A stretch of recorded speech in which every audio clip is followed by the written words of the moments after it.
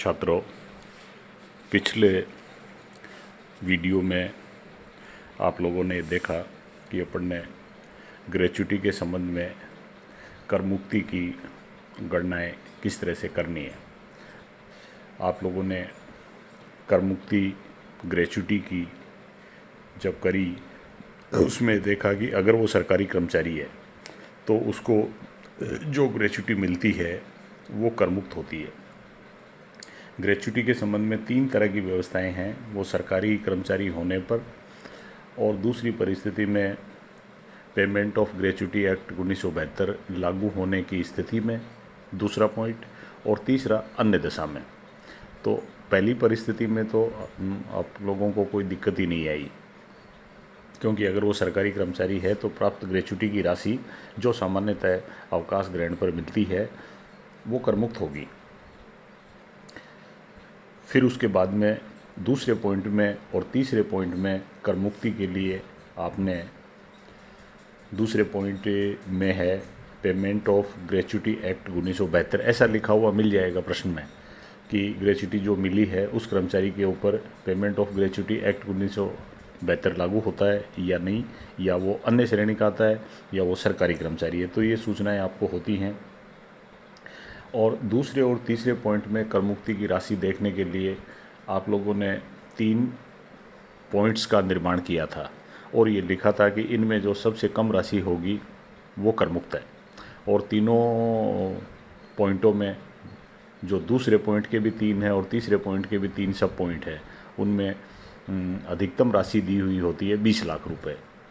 तो ये 3 पॉइंट आप बढ़ा के जब देखेंगे तो तीनों में से जो सबसे कम राशि आएगी उसको अपन कर मुक्त कर देंगे, और उससे ज़्यादा अगर ग्रेच्युटी मिलती है तो वो वेतन शीर्षक के अंतर्गत उसको शामिल कर लिया जाएगा। ये आपने ग्रेच्युटी के संबंध में देखा। मैं आप लोगों से अपेक्षा करूँगा कि बुक्स मार्केट में आ गई हैं और आप यथाशीघ्र उसको खरीद लें, पहला काम। और बार बार आप लोग पूछेंगे कि बुक कौन सी खरीदें, बुक कौन सी खरीदें, कौन सी राइटर की खरीदें। तो जहाँ तक मेरा सवाल है तो मैं ये कहूँगा कि आप लोग जो चौधरी प्रकाशन के यहाँ से आकर आई है और गाडोदिया के पास उपलब्ध है, उससे आप उसको परचेज कर लें, एकदम नई बुक को।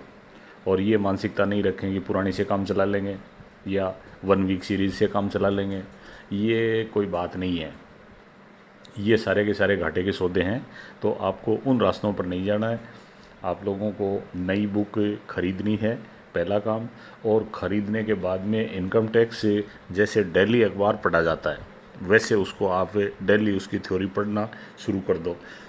और जब थ्योरी आप पढ़ लोगे या पढ़ते रहोगे और साथ में उस थ्योरी से संबंधित एग्जाम्पल्स दिए हुए हैं उनको देखते रहेंगे। थ्योरी का मतलब नियमों के अनुसार, क्या नियम क्या कहता है इसके संबंध में। तो ये दोनों पहले थ्योरी देखनी है, फिर उसके लगातार जैसे जैसे उदाहरण आते रहते हैं उनको देखते रहेंगे। तो मैं ये नहीं मानता कि आप लोगों को किसी तरह की दिक्कत आएगी या आप लोगों को फर्दर किसी की शरण में जाना पड़ेगा। लेकिन ये बहुत कुछ आप पर निर्भर करता है। आप अपने आप में कॉन्फिडेंस रखें, बुक खरीद लें और उसको पढ़ना शुरू कर दें। और पढ़ने के लिए इनकम टैक्स में आपको कड़ी से कड़ी जोड़नी पड़ेगी। तो इसका मतलब ये है कि ऐसा नहीं कर सकते आप कि कोई लेसन छोड़ दिया और कोई पढ़ लिया, ये ऐसा नहीं होगा। तो इसलिए आप लोग शुरू से उसकी थ्योरी पढ़ना शुरू कर दें। तो और मैं जो पढ़ा रहा हूँ उसको साथ साथ में उसको भी देख लें। हालांकि आप लोग उससे आगे भी जा सकते हो, क्योंकि अभी वेतन शीर्षक चल रहा है और वेतन शीर्षक की थ्योरी है वो वैसे काफ़ी लंबी चौड़ी है, लेकिन आप लोगों को थ्योरी पढ़ने में किसी तरह की दिक्कत नहीं आएगी। और अगर आप लोग किसी तरह की बोरियत महसूस करें तो जितना पढ़ सकें डेली, पर यह तय बात है कि आप लोग जितना काम मैं कराता हूँ उससे ज़्यादा पढ़ लोगे तो आप लोग पढ़ते रहें। फिर उसके बाद में मैं जब कराता हूँ तो आप लोगों का रिवीजन हो जाएगा। ये निश्चित बात है कि जो क्लास में पढ़ाते थे बोर्ड के ऊपर, उसकी बराबरी तो हो नहीं सकती, लेकिन कोई ख़ास बात नहीं है। आप लोगों को थोड़ी सी एक्स्ट्रा मेहनत करनी पड़ेगी, और जो आप कर सकते हैं ऐसी कोई बात ही नहीं है इसमें। गणित के कोई समीकरण नहीं है और इस तरह की चीज़ें नहीं है जो आप लोगों के समझ में नहीं आए। थ्योरी के ऊपर सारे के सारे उदाहरण हैं। अगर आपको थ्योरी के नियम याद हैं, थ्योरी याद है, तो आप लोग उदाहरण कर सकते हैं। और जब आप उदाहरण कर सकते हैं तो प्रश्न भी कर सकते हैं। लेकिन प्रश्न और उदाहरण में किसी तरह का कोई अंतर नहीं है।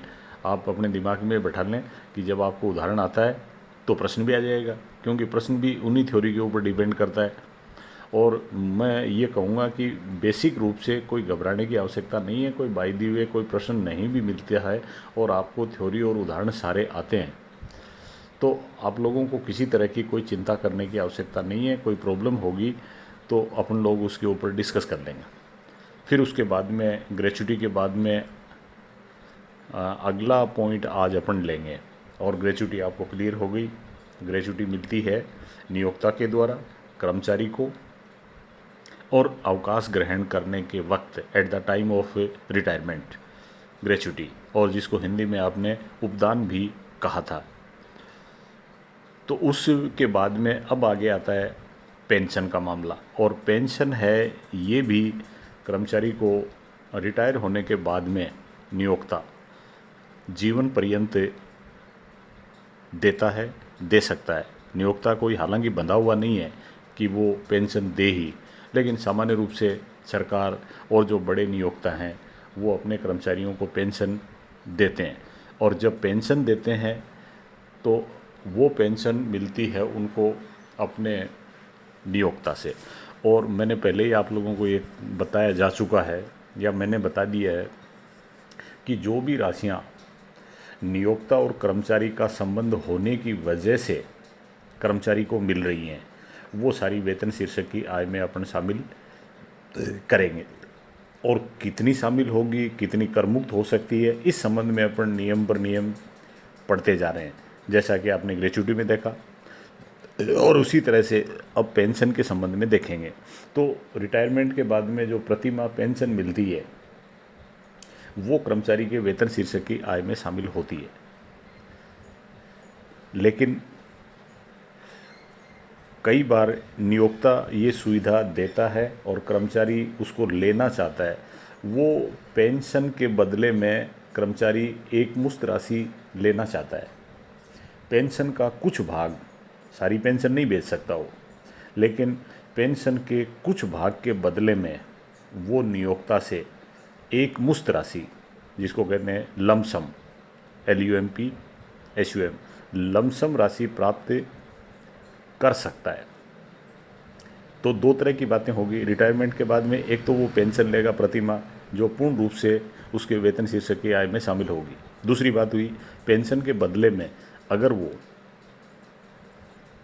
कुछ पेंशन के बदले में या पेंशन के कुछ भाग के बदले में एक मुश्त राशि अगर वो लेता है, तो इस संबंध में उसको कर मुक्ति मिलती है। अब वो कर मुक्ति के संबंध में अपन क्या नियम हैं, क्या प्रावधान हैं, वो देखेंगे। तो उसमें सबसे पहले आप नंबर 1 पॉइंट में देखेंगे कि अगर वो सरकारी कर्मचारी है तो पेंशन के बदले में उसको जो एक मुश्त राशि मिल रही है वो पूर्णतया करमुक्त है। तो ये तो पहला काम हो गया, जैसा ग्रेच्युटी में हुआ था कि अगर सरकारी कर्मचारी को पेंशन के बदले एक मुश्त राशि मिली है तो उसके लिए वो करमुक्त है।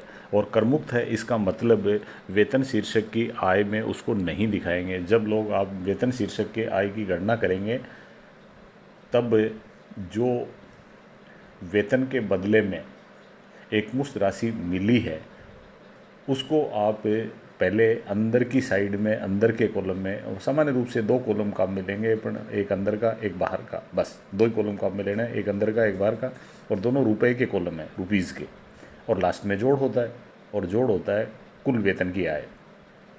तो अंदर के कॉलम में अगर उसने पेंशन का बेचान किया है तो सबसे पहले तो आप ये लिखेंगे कि उससे राशि कितनी प्राप्त हुई, कम्यूटेड पार्ट ऑफ पेंशन कितनी। अब उसमें से जो राशि करमुक्त है वो घटा देंगे, और घटाने के बाद में अगर मान लो सारी करमुक्त है तो अगले कॉलम में कुछ नहीं जाएगी, और कुछ भाग करमुक्त हुआ तो कुल राशि मिली उसमें से जो करमुक्त है वो घटा देंगे। जैसे मान लो 1 लाख रुपए मिले और उसमें 60,000 करमुक्त हैं, तो 40,000 रुपये लास्ट के कॉलम में दिखा देंगे अपन, जो जोड़ में या टोटल में शामिल हो जाएंगे, कर्मचारी के टोटल वेतन की आय में शामिल हो जाएंगे। तो ये आपने पहले पॉइंट में ये देख लिया कि अगर सरकारी कर्मचारी है तो राशि करमुक्ति हो गई। फिर उसके बाद में अगर उसको, वो सरकारी कर्मचारी नहीं है, अन्य किसी नियोक्ता से, यानी सरकार के अलावा अन्य किसी नियोक्ता से वो पेंशन के बदले में एक मुश्त राशि लेता है, पेंशन के बदले में एक मुश्त राशि लेता है, उसको लमसम अमाउंट ऑफ पेंशन कह सकते हैं या कम्यूटेशन ऑफ पेंशन भी कहते हैं। Commutation, COMMUTATION, commutation of pension. उसने पेंशन का बेचान किया, उसके बदले में एक मुश्त राशि मिली, तो ये कहते हैं कि अन्य कर्मचारी है और पेंशन का कम्यूटेशन किया है या पेंशन का बेचान किया है, तो ये कहते हैं कि करमुक्ति निम्न सीमा तक होगी। ऐसी स्थिति में सीमा क्या दे रखी है? सीमा ये दे रखी है कि यदि कर्मचारी को, उस कर्मचारी को ग्रेच्युटी भी मिलती है, अगर उस कर्मचारी को ग्रेच्युटी भी मिलती है तो कुल स्वीकृत पेंशन की एक मुश्त राशि के 1/3 भाग, तो 1/3 तो अपन कर लेंगे, किसका 1/3? स्वीकृत पेंशन की एक मुश्त राशि, कुल स्वीकृत पेंशन, यानी कुल स्वीकृत पेंशन की, स्वीकृत पेंशन की बात नहीं है, स्वीकृत पेंशन की एक मुश्त राशि, जो पेंशन स्वीकृत हुई है वो अगर सारी की सारी बेचता तो कितनी राशि मिलती, उसको मल्टीप्लाई करेंगे 1/3, 1/3 से गुणा कर देंगे। अगर सारी पेंशन बेचता तो कितनी राशि मिलती, इसको आपको गुणा करना है, मल्टीप्लाई करना है 1/3 से। ये गुणा आपने तब किया जब उसको ग्रेच्युटी की राशि भी मिलती है, तो 1/3 से। और अगर कर्मचारी को ग्रेच्युटी नहीं मिलती है, अगर कर्मचारी को ग्रेच्युटी नहीं मिलती है तो भी क्या करेंगे, कुल जो पेंशन स्वीकृत हुई है उसका सारी की सारी बेच दें तो कितनी राशि आए वो गणना करनी है अपने को, जिसको कहेंगे कुल स्वीकृत पेंशन की एक मुश्त राशि। सारी की सारी अगर बेचते तो क्या मिलती, और उसको फिर मल्टीप्लाई करना है 1/2 से, 1/2 से। 1/2 से तब किया है जब उसको ग्रेच्युटी नहीं मिलती है, और अगर ग्रेच्युटी भी मिलती है उसको तो 1/3 से गुणा कर दिया। और इस तरह से गुणा करने पर जो राशियाँ आ रही हैं, जो राशि आती है वो करमुक्त है, और इससे ज़्यादा अगर राशि मिलती है तो वो करमुक्त होगी। आप लोगों को 1/3 और 1/2 में कोई दिक्कत नहीं आएगी। 1/3 तब जब ग्रेच्युटी मिलती है, और जब ग्रेच्युटी नहीं मिलती है उसको तो 1/2। एक छोटी सी प्रॉब्लम ये आ सकती है आपको थोड़ी सी कैलकुलेट करने में, कि अगर वो सारी पेंशन बेचता, अगर वो सारी पेंशन बेचता तो एक मुश्त राशि कितनी मिलती, ये आप लोगों को गणना करनी है, जो सामान्य से आपके मैथ्स की समझ के आधार पर गणना हो सकती है। जैसे मान लो वो प्रश्न में आपको ये दे दें कि आधी पेंशन का बेचान किया, तो आपको फिर उससे देखना है कि आधी पेंशन के बदले अगर इतनी राशि एक मुश्त मिलती है तो पूरी पेंशन के बदले उसको कितनी राशि मिलती। अपन करेंगे 1/2 के बदले इतनी राशि मिल रही है, और नीचे की लाइन में लिखेंगे अतः कुल के बारे में तो अब की बार 2/1 कर देंगे, तो इस तरह से वो डबल हो जाएगी। तो ये हुई कुल पेंशन बेचान करने पर प्राप्त टोटल राशि, और इसको गुणा करना है आइदर 1/3 और 1/2, और इस तरह से जो राशि आएगी वो राशि होगी टैक्स फ्री, और उसको जो राशि मिली है उसमें से घटा देंगे। अगर जो मिली है वो राशि अधिक है तो घटा देंगे, और बचा हुआ भाग कर योग्य होगा और जिसको आप लोग शामिल करेंगे वेतन शीर्षक की आय में। तो ये हुआ पेंशन के संबंध में मामला, पेंशन के संबंध में हो गया। फिर उसके बाद में आप लोग डिटेल से इसकी थ्योरी दी हुई है बुक में, जिसको अच्छे से देख लेंगे। और आगामी टर्न पर मैं आप लोगों को बताऊंगा छंटनी पर प्राप्त क्षतिपूर्ति की राशि। क्षतिपूर्ति को आप लोग जानते हैं, क्षतिपूर्ति को इंग्लिश में कहते हैं कंपनसेशन, क्षति की पूर्ति करना, कंपनसेशन। और कंपनसेशन करना कब? छंटनी पर, एट द टाइम ऑफ छंटनी, और जिसको इंग्लिश में कहेंगे ऑन रिट्रेंचमेंट। रिटायरमेंट अलग होता है और छंटनी अलग होती है। कर्मचारी नियोक्ता कुछ कर्मचारियों को नौकरी पर नहीं रखना चाहता, उनकी छंटनी कर देता है कि भाई आप लोगों को नहीं रखना, वो छंटनी कहलाती है। और छंटनी को इंग्लिश में कहेंगे retrenchment, RENCH, retrench, MENT, retrenchment, छंटनी। अब इस तरह से छंटनी की जाती है कर्मचारियों की। छंटनी करने का मतलब भी उसको घर बैठाना ही है या नौकरी से हटाना है। तो ऐसी परिस्थिति में उसको नियोक्ता क्षतिपूर्ति दे सकता है। और अगर क्षतिपूर्ति दी है तो उसके संबंध में कर मुक्ति क्या क्या नियम है, कितनी राशि मिली है, उसमें से कितनी कर मुक्त होगी, कितनी कर योग्य होगी, इसके ऊपर अपन अगले टर्न के ऊपर चर्चा करेंगे। Thank you.